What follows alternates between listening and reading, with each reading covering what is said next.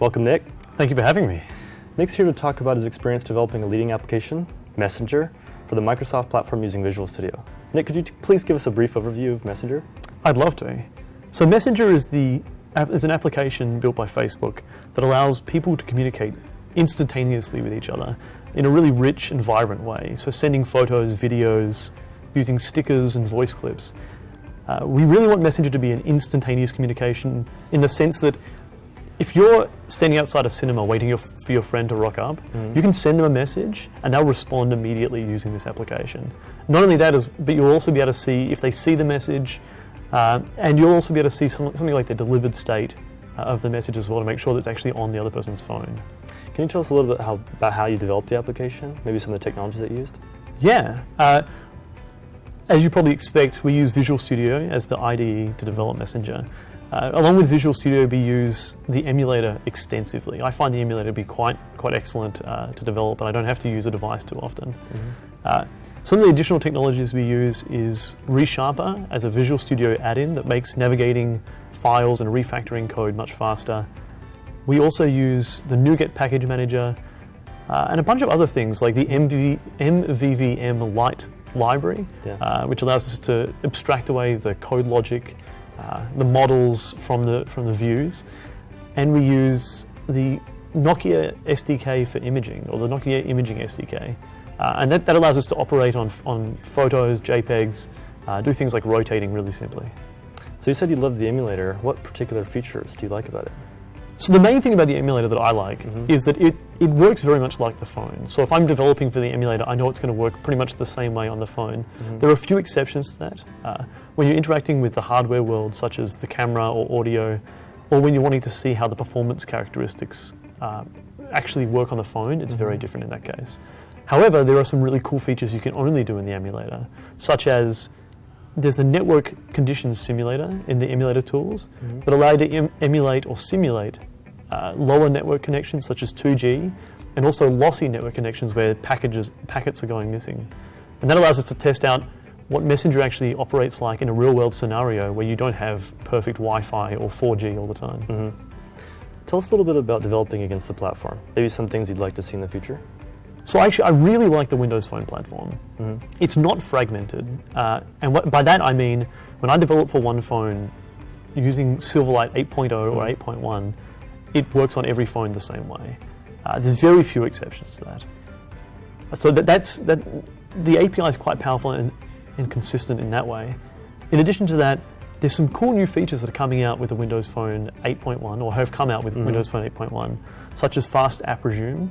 And so now we build both an 8.1 and an 8.0 application to take advantage of things like that. That means that we can get the application running much faster after the user is backed out. To do that, we've actually modified our project file. So we have some build flags that we set that allow us to output a Silverlight 8.1 application. And then we also have some environmental variables that are inside the project that allow us to pound define some lines of code, so it will still compile for 8.0. Cool. So if I find a bug in Messenger, how could I report it in? Will it get read? If you report a bug from Messenger, I can guarantee we'll look at it. So inside the application, there's a report a problem link inside the menu, both when you're inside a conversation and when you're inside the main list. Every time we release is a really good example of when we use this. We have a product specialist that goes through every report that is given in the first 8 to 24 to 48 hours, and we categorize every single thing, every single report that's brought in into different buckets. Those reports, we look at the top 20, for example, and try to find any bugs that people are seeing, or even any feature requests that are being requested. And then we use those when we're moving forward, planning out the next version. One more example on how we use that is I have a graph on my daily dash, or I check it more than one time a day, that lets me know how many times people are reporting a report with the word notif in it. So that's a subset of notification or notify. And what that usually means is users are missing out on their notifications and they're missing messages. As soon as we see that, we know that there's something wrong with the application. It could be something on Microsoft's side, or it could be something on our side. And so I go and check out those graphs and investigate it really quickly. But that we get on almost like a minute-to-minute basis. And I watch it like a hawk.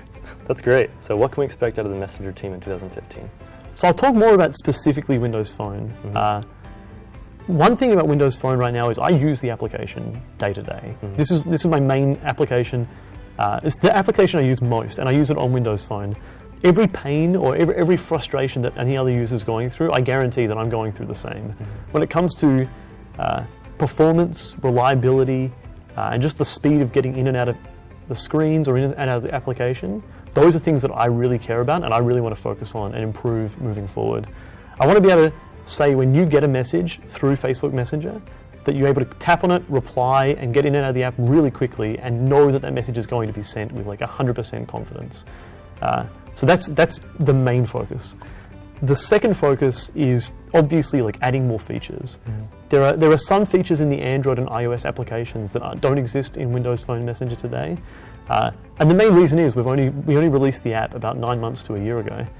And so I'm still looking to get some more of those features that are missing, but also any new feature that we're working on internally that I'm excited. And I pick those features based partly on what I think is like most important for our users, but also a little bit greedily, I pick out some of the ones that I really want myself. One example is I really like the way you're able to take a photo inside the application using the little selfie window or the camera window. That's my favorite feature, and so I was really happy to get that in the application earlier. All right, so I have to ask, what's your favorite sticker pack? So my favorite sticker pack is Bun. I think it's really cute and a little bit cheeky. One thing that some people don't know, or most people wouldn't know, is that people internal on the Messenger team have a little secret sticker pack that we have that is some of our faces imitating our favorite stickers. And I've got one imitating one of the Bun stickers in there as well. And we like to send that around every now and then. Great. Well, thanks, Nick. We appreciate you coming out. Thank you for having me. I'm really looking forward to what we'll be able to do with Messenger over the next year. Cool. Well, if you have any other thoughts or questions, please comment below.